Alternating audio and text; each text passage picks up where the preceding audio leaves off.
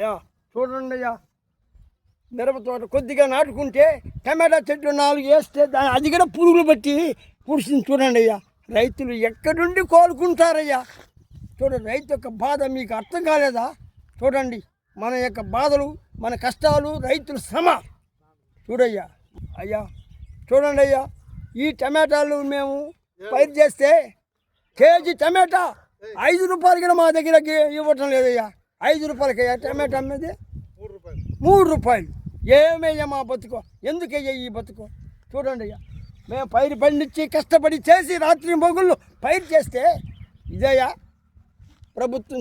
చూడండి అయ్యా, టమాటాలో కూడా రోగాలు వచ్చేసింది. రేట్లు లేకుండా, కోసే కూలీ దక్కకుండా ఎక్కడి నుండి రైతు పైకి వస్తాడయ్యా? యాడు నుండి పైకి రాగలుగుతాడయ్యా రైతు?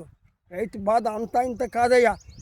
టమాటా మా దగ్గర 3 రూపాయలు కిలో తీసుకొని పోతారు, అక్కడ 10 రూపాయలు అమ్ముకుంటారు. అమ్ముకునే దళారులు ఏందయ్యా 10 రూపాయలు ఈ టమాటా పోయేది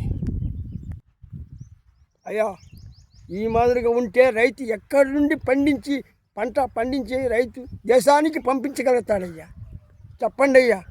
దేశాన్ని సుభిక్షంగా చేయాలనుకుంటే రైతులు ఎక్కడ ముందుకు రావాలంటే మన ప్రభుత్వం మనకి సహాయం చేయటం లేదు, మందులు ఇవ్వటం లేదు, ఈ అగ్రికల్చర్ని మన నుంచి చూడటం లేదు. ఎక్కడ రోగాలు అక్కడ ఉంది, పైర్లు ఏం లాభం లేదు, పెట్టిన పెట్టుబడి రాలేదు. దయ చూపండి అయ్యా. ఇంకొక